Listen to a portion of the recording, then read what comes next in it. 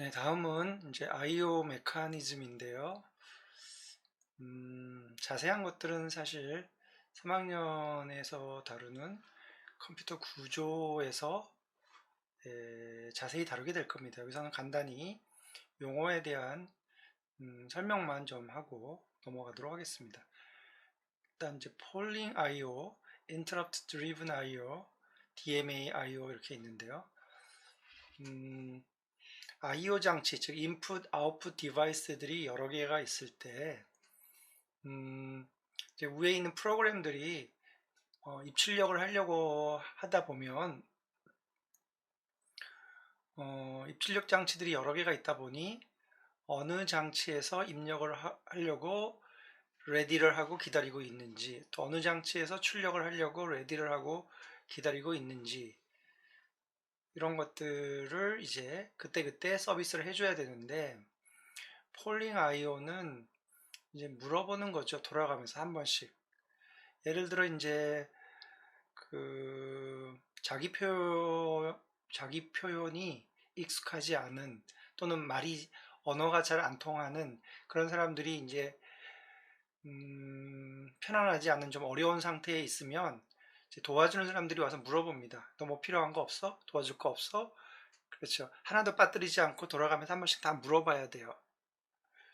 그게 이제 폴링입니다. 아이오 장치한테 너 입출력 할 거 있냐? 입출력 할 거 있냐? 한 번씩 돌아가면서 물어보는 거. 그러면서 이제 그 중에서 입출력 할 게 생기면 그때그때 하는 거고요. 인터럽트 드리븐은 자기 표현이 확실한 거죠. 그래서 그냥 가만히 있으면 이제 손 드는 거죠. 저요, 나 뭐 필요해요. 뭐 저요, 나 뭐 필요해요. 그럴 때 그 인터럽트가 들어오는 거죠. 그때 이제 필요한 것들을 서비스 해주는 거죠. 아이오 장치를. 근데 이제 CPU 입장에서 볼 때는 폴링이나 인터럽트 드리븐 IO 방식이 CPU가 일일이 개입을 해서 다 물어보고, 또는 또 인터럽트 요청이 올 때마다 하던 일을 멈추고 와서 그 일을 해야 되니까 상당히 번거로워요. 그럴 때는 어떻게 되냐면 알바생을 하나 고용합니다. 그래서 어떻게 되냐? 저 입출력 할 거가 있어요. 또는 입출력 할 거를 찾으면 알바생을 써서 이렇게 그런 거죠. 그러니까 여기 도움이 필요해요. 그럼 알바생을 불러서 제 도와줘. 다 끝나면 얘기해. 그리고 이제 그 전체 관리하는 사람 따로 이제 CPU는 다른 일을 하고, 입출력 요구가 있을 때마다 DMA라고 하는 이 디바이스를 통해서, 입출력이라는 것은 뭐냐면 메모리에 있는 내용을 아웃풋 장치에 쓰던가, 또는 그 입력 장치에 있는 내용을 읽어서 메모리에 갖다 놓는가, 이게 입력이고, 메모리에 있는 걸 출력 장치에 쓰는 게 출력인데요. 이때 매번 CPU가 개입을 하질 않고 입력 요청이 있으면 CPU가 개입한 다음에 DMA로 그 일을 시키는 거죠, 알바를. 그리고 CPU는 다른 일을 하는 겁니다. 그러면 이제 입력을 다 하고 난 다음에 다 끝났는데요. 그러면 CPU가 그때 알았어. 그 다음 처리를 해주는 거죠. 출력도 마찬가지죠. 이런 식으로 이제 작동하는 방식을 얘기를 하는 겁니다. 일반적인 얘기를 하고, 자세한 건 3학년에 가서 컴퓨터 구조에서 배울 수 있게 될 겁니다. 배우게 될 겁니다. 네, 그 다음에 이제 여기서부터는 이 교재의 맨 뒤에 보면은 SICX의 명령어 집합이 쭉 이렇게 나와 있습니다. 그걸 여기다 다시 이렇게 넣은 거고요. 이제 여러분들이 이제 참고를 하라고. 물론 앞에도 슬라이드 한 장에다가 아주 작게 전체 인스트럭션 셋을 표현을 했는데요. 이렇게 크게 이렇게 표현을 한 거니까 이것도 이제 코드에 관련된 공부를 하면서 인스트럭션을 참고하라고 넣어준 거고요. 설명은 아까 다 했습니다. 이제 넘어가고, 그 다음에 이제 SIC 머신과 SIC XE 머신을 이제 비교하는 이그젬플 코드들이 나오는데요. 여기서 이제 데이터 무브먼트라고 하는 데이터 이동입니다. 먼저 SIC를 보면은 여기 이제 리저브 워드라고 되어 있습니다. 리저브 워드는 워드는 여기서 24비트 컴퓨터이니까 리저브 워드는 사실 3바이트입니다. 24비트. 얘는 지금 변수입니다. 공간을 할당해 놓은 거죠.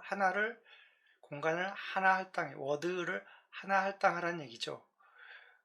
여기 보면 또 리저브 바이트가 있습니다. 네 번째. 이거는 바이트를 하나 할당을 하라는 얘기죠. 그래서 이거는 C1이나 알파는 변수고요. 그 다음에 여기 5나 캐릭터 G라고 되어 있는 이 워드는 상수입니다. 그냥 워드 크기 워드 크기에 5라는 상수를 가지고 있는 거고, 바이트 크기에 이건 문자치 Z를 가지고 있는 겁니다. 어쨌든 다 메모리에 일단 저장이 되어 있는 거죠. 메모리에 있더라도 얘는 변수고 얘는 상수입니다. 워드나 바이트는 상수고 리저브 워드나 리저브 바이트는 변수입니다. 그래서 이 코드를 보면 5 상수 5를 레지스터 A에 로드한 다음에 그 레지스터에 있는 값을 다시 알파로 스토어하는 거죠. 결과적으로 5를 상수 5를 읽어서 5 상수 5의 값을 가지는 5를 읽어서 알파라는 변수에다가 써넣는 겁니다. 그 다음은 이제 LDCH인데 로드 CH인데 이거는 워드 사이즈로 읽어드리는 게 아니라 바이트 사이즈로 읽어서 여기 CH가 캐릭터입니다. 캐릭터 상수 하나, 여기서 이제 Z죠. 소문자 Z인가요? 이걸 하나 읽어가지고, 그러면 이제 A 레지스터는 이제 워드니까, 3바이트니까, 제일 오른쪽, 리스트 시그니피컨트 바이트에다가, 로드를 하는 거죠.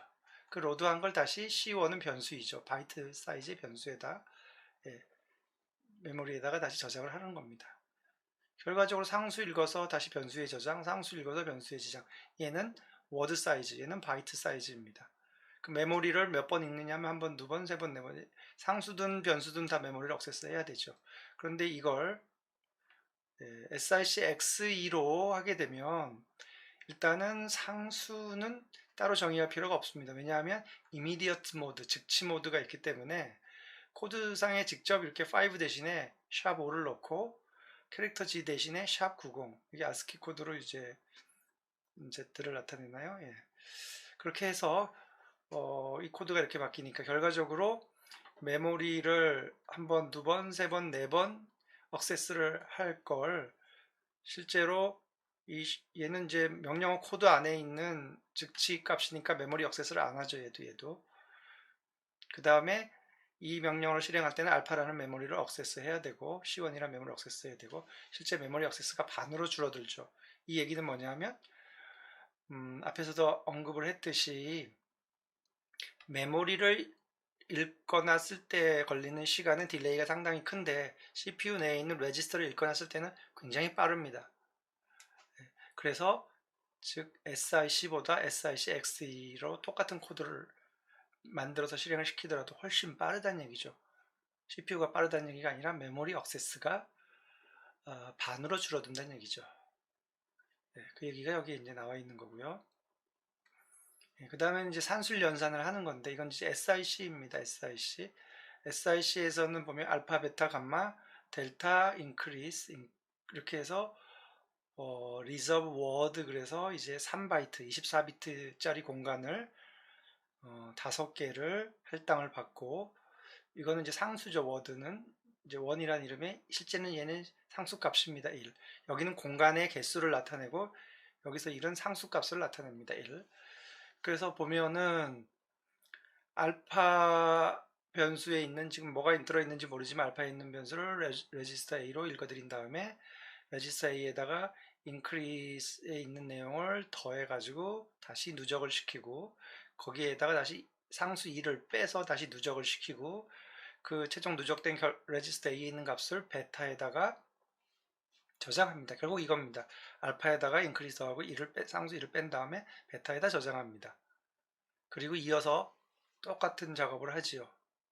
이번에는 감마에다가 인크리스를 더해서 2를 빼고 그걸 다시 델타에다 저장을 합니다. 그럼 여기 하나, 둘, 셋, 넷, 다섯, 여섯, 일곱, 여덟 8개의 모든 라인에서 다 메모리 액세스를 합니다. 그런데 이걸 SIC-X2로 가면 일단 상수는 없어지죠. 상수는 없어지고 그 1 빼는 원 빼는 걸 이제 이렇게 즉시 모드로 가서 여기서 이제 메모리 액세스를 안 하죠. 명령어 안에 이제 코드 안에 이 상수가 들어있기 때문에 그리고 이제 SIC-X2는 레지스터가 많기 때문에 increase하고 알파 값을 레지스터에다 읽어드립니다. s에다가 increase, 그 다음에 알파를 a에다 읽어드리고, 그리고 덧셈을 하는데 레지스터끼리의 덧셈, s에 a 있는 레지스터와 a 있는 레지스터를 더한 다음에 결과를 a 레지스터에다 저장하는 거죠. 그리고 a 레지스터에서 1을 뺀 다음에 다시 a에다 누적시키는 거죠, 서브가. 그런 다음에 이걸 베타에다가 저장하죠. 예, 이겁니다. 똑같이 이걸 하는데 이 반쪽만 일단 베타를 계산하는 데만 보더라도 여기는 레지스터끼리니까 메모리 액세스 안 해요. 여긴 즉시 모드니까 안 해요. 2번으로 줄어들죠. 여기서는 하나, 둘, 셋, 4번이었던 게 2번으로 줄어듭니다. 델타에 대해서도 밑에 똑같이 움직입니다.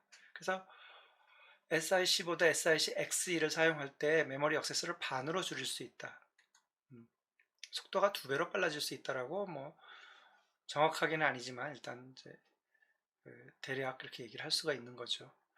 그 다음에 이제 루프를 돌거나 인덱스를 하는 그런 연산에서 SIC를 보면 여기서는 이제 리저브 바이트라고 하는 11개의 바이트를 할당해서 잡아놓은 str2는 변수이고요. str1은 상수입니다. 바이트로 돼 있죠. 리저브라는 말이 없죠. 그리고 스트링 이제 상수이죠. 테스트 스트링이라고 하는 상수를 가지고 있습니다.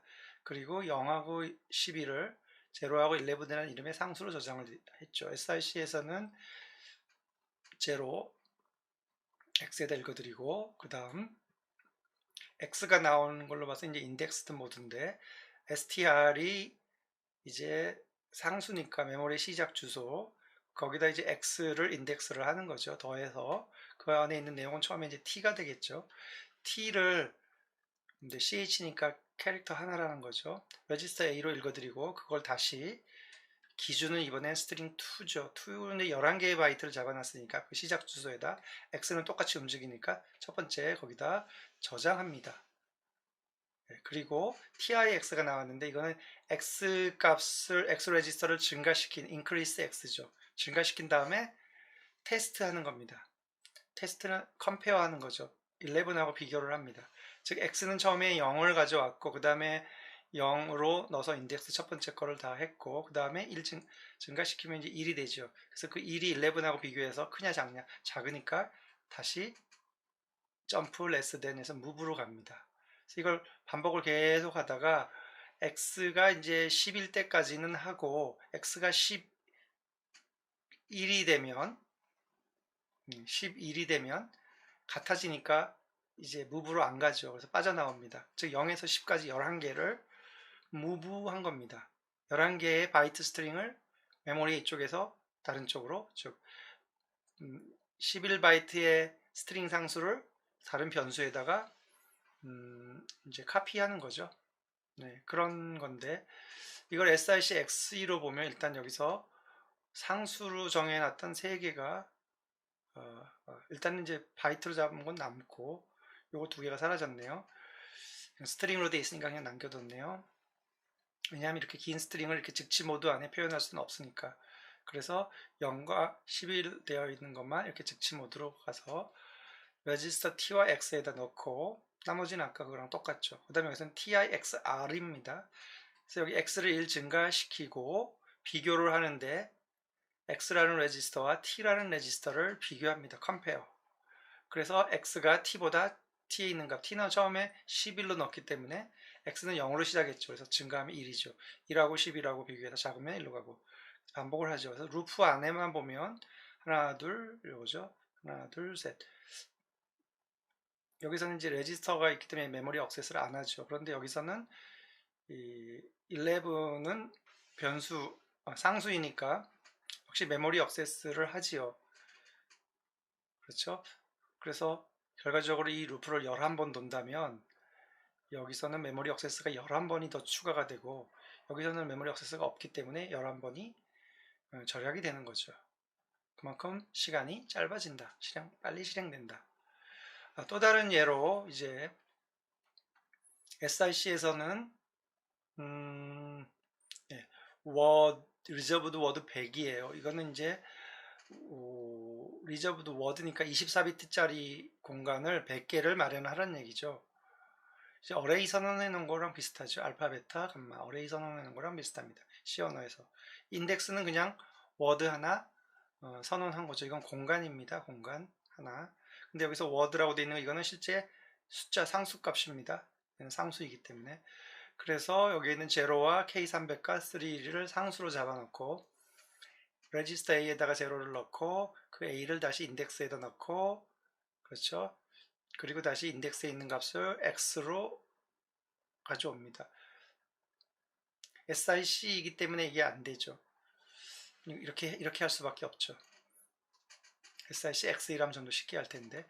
그리고 인덱스드 모드이네요. 알파 이 변수 100개의 워드를 잡아놓은 여기에 시작 주소에다가 X는 처음에 이제 0부터 시작했죠. 여기 로드 X에 X라는 레지스터에 인덱스가 들어갔는데 인덱스가 처음에 제로를 넣었으니까 제로부터 시작합니다. 그래서 알파 시작에서 X가 제로 거기에 있는 것을 레지스터 A로 가져온 다음에 거기에다 베타를 더하죠. 그렇죠? 베타의 인덱스 이겁니다. 알파의 인덱스와 베타의 인덱스를 더합니다. 누적한 걸 레지스터 A에다 저장하고 그걸 다시 감마의 X 그러니까 여기에 이제 인덱스는 똑같이 움직이죠. 그런 다음에 앞에 있던 그 저장해 놨던 그 인덱스 여기 인덱스 변수에서 인덱스 값을 다시 A로 가져온 다음에 그 A에다가 다시 3을 더합니다. 3을 더한 이유는 이 워드가 3개의 바이트죠. 그래서 주소가 3이 증가합니다. 두 번째 워드로 갈 때마다 주소는 3이 증가합니다. 그래서 여기서 이제 다시 이 add 3를 한 겁니다. 그럼 이제 A는 인덱스 처음에 0이었다가 다시 이제 3이 된 거죠. 그리고 그걸 다시 인덱스에 넣고 컴페어 합니다. K300거. 실제로 3씩 증가하니까 100개를 넣고 난 다음에 300이 될 거니까 그렇죠. 작으면 다시 가서 이거 반복합니다. 그럼 여기에 다 메모리 액세스거든요. 하나, 둘, 셋, 넷, 다섯, 여섯, 일곱. 7개의 메모리 액세스를 100번 하게 됩니다. 이렇게 하려고 하니까. 그런데 SIC X2로 가면 일단 이 상수 3개가 즉시 모드로 다 바뀌고 그렇죠. 그 다음에 변수도 이 인덱스 변수를 따로 안 썼습니다. 대신에 레지스터를 이용해서 이제 그 인덱스 변수를 사용을 하고 있죠. 그래서 여기서처럼 이제 LDA, add, STA는 똑같습니다. LDA, add, STA. 그 다음에 이제 x 값을 증가시키는데요. 여기서 이제 x 값을 증가시키는 방법은 이제 3을 더해가지고 인덱스를 유지를 하는 거였는데 여기서 x 값을 S에 애초에 3이 들어있었으니까 그냥 3씩 더해주는 거죠. 이 add r은 둘 다 레지스터이기 때문에 메모리 액세스를 안 합니다. 그리고 컴페어하고 그 다음에 얘도 둘 다 여기서는 컴페어 할 때 K300이라고 하는 메모리를 액세스할 수 이제 상수지만 메모리 액세스하지만 여기서 액세스 안 하죠. 컴페어 X도 레지스터, T도 레지스터. 그래서 여기서 이제 작으면 가서 이걸 반복하죠. 그러면 실제 메모리 액세스하는 거는 3번밖에 없습니다. 이거를 100번 반복하죠. 그렇죠? 여기서는 메모리 액세스를 1번, 2번, 3번, 4번, 5, 6, 7, 8개를 100번 반복합니다. 3개를 100번 반복합니다. 800인데 300이죠. 횟수만 보면은 훨씬 빠르겠죠. 훨씬 빠릅니다. 그 다음에 이번에는 이제 인풋 아웃풋의 예제인데요. 앞에서 이제 잠깐 언급했듯이 여기서 나와 있네요. 이 F1은 인풋 디바이스를 가리키고요. 이제 그냥 O는 아웃풋 디바이스를 가리킵니다. 여기서 이제 SIC 머신에서 이렇게 디파인을 해놓은 겁니다. 그래서 디바이스 명칭을 이렇게 바이트 단위의 F1은 이제 이게 헥사 F1이죠. 헥사. 그러니까 이게 바이트 안에 8비트에 들어가는 거죠. 이제 이런 식으로 이제 디바이스를 구별하는 이 8비트 이 넘버를 가지고 디바이스를 구별을 하게 됩니다. 여기서 리저브 바이트를 하나 리저브를 해놓고요. TD는 앞에서 본 것처럼 이 인풋 디바이스니까 인풋 디바이스 F1이 가리키는 디바이스를 테스트를 합니다. 테스트를 한다는 얘기는 그 디바이스가 현재 아이들 상태인가, 즉 비지하지 않고 레디 되어 있는 상태인가. 그래서 이제 점프 EQ죠. 0이면 아직 비지인 상태, 준비가 안 됐다라고 보고 갑니다. 그래서 여기 계속 돌고 있는 거죠. 인 루프니까 또 올라가서 테스트하고, 준비가 안 됐으면 또 올라가서 테스트하고, 그러다가 이제 이 디바이스가 준비가 딱 되면 루프로 빠져나와서 그 디바이스에서 리드 읽어드립니다. 그러면은 이제 F1이 가리키는 디바이스로부터 한 바이트를 읽어서 레지스터 A로 가져옵니다. 네.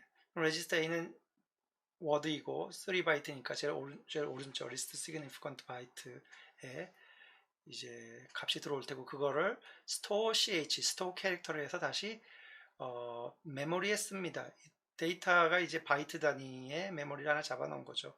그래서 그걸 이제 다른 코드가 쭉 있다가 이제 아웃풋을 또 만나면, 여기서도 역시 아웃풋 디바이스는 여기서는 05로 되어 있는데요. 이걸 테스트하죠. 막 돌다가 출력 디바이스가 준비가 되면 이제 레지스터 A에 있는 제일 오른쪽 리스트 바이트 하나를, 리스트 시그니피컨트 바이트 하나를 데이터라가 가리키고 있는 거에서 리스트 시그니피컨트 바이트 위치에다가 데이터에 저장되어 있는 걸 로드해 옵니다. 로드해 오고 그걸 이제 write 하는 거죠. 이 WD는 디폴트로 레지스터 A를 끼고 가기 때문에 레지스터 A에 있는 걸 아웃풋 디바이스에 써버리는 거죠. 즉 데이터에 저장되어 있던 메모리 데이터라는 이름의 변수에 저장되어 있던 걸 아웃풋 디바이스에 써버리는 거죠. 이런 식으로 이제 입력 출력을 합니다. 그 다음에 이제 서브루틴 콜인데요. 서브루틴 콜은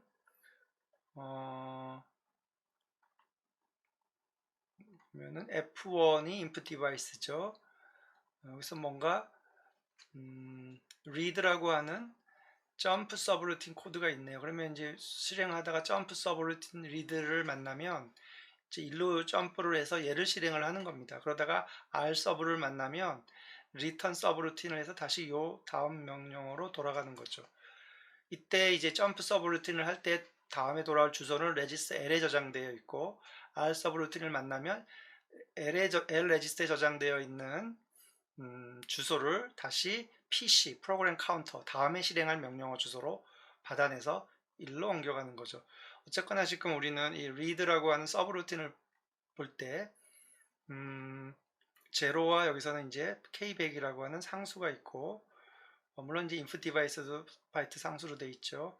레코드라고 하는 바이트 변수가 100, 바이트들의 어레이죠.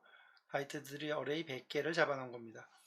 그러면 여기서 이제 0, 0을 x에다가 레지스터 x에다 가져온 다음에 이제 인풋 디바이스를 테스트합니다. 테스트하다가 레드가 되면 인풋 디바이스로부터 하나 읽어가지고 그 읽어드리면 레지스터 A로 들어오죠. 그걸 변수 레코드의 어레이 시작이죠. x는 이제 0부터 시작했으니까 첫 번째 인덱스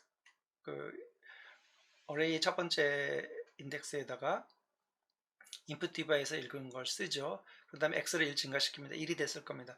100하고 비교해 보니까 아직 아니니까 이렇게 돼서, 그래서 이걸 100번을 합니다. 0부터 99까지. 그런 다음에 이제 점프 LT를 벗어나서 리턴 서브루틴을 하겠죠. 그렇죠? 그럼 이제 이의 코드는 인풋 디바이스로부터 바이트 100개를 읽어드려서 메모리에 레코드라고 시작되는 변수의 시작부터 바이트 하나씩 증가시켜가면서 100개를 읽어서 거기다 저장을 하는 겁니다. 그래서 메모리 액세스를 하나, 둘, 셋, 그렇죠. 요거는 이제 저기고, 그 다음에 다 지금 메모리 액세스를 하고 있죠. 이걸 SIC X2로 가게 되면 일단 요 상수 두 개는 사라집니다. 그렇죠. 0하고 100은 즉시 모드로 가고, 그리고 마찬가지로 앞에서처럼 이 TIX 대신에 TIXR을 써서 여기서는 이제 K100이라고 하는 상수와 비교를 하지만 여기서는 이제 100을 T에다 갖다 놓고 레지스터 T에다 비교를 하죠. 그러니까 여기 메모리 액세스를 안 합니다. 그래서 하나, 둘, 셋, 넷, 네 개로 줄어들죠. 여기서는 하나, 둘, 셋, 넷, 다섯 개. 하나가 줄어드니까 100번 돌면 100개가 줄어드는 겁니다. 그래서 이런 식으로 SIC-XE는 우리가 이제 SIC하고 비교해 보면 인스트럭션 포맷이 4개가 있었고 SIC는 인스트럭션 포맷이 하나밖에 없었고 SIC-XE는 4개. 그 다음에 SIC는 레지스터의 개수가 5개 있었고 SIC-XE는 레지스터의 개수가 9개 있었습니다. 4개가 더 추가가 돼가지고 이런 차이인데 물론 명령어는 풍부하게 더 많아졌죠. 네. 그래서 이 차이를 보면 이제 우리 앞에서 언급했던 CISC하고 RISC라고 하는 컴퓨터를 생각해 볼 수 있는데요. 굳이 매치를 시키자면 SIC는 RISC에 가깝고요. SIC-XE는 CISC에 가깝습니다. 그래서 CISC의 특징이 뭐냐고 물어보면 상대적으로 크고 복잡한 명령어 집합을 가지고 있다. 즉 우리가 SIC-XE는 명령어 포맷이 4개가 있었죠. 그렇죠?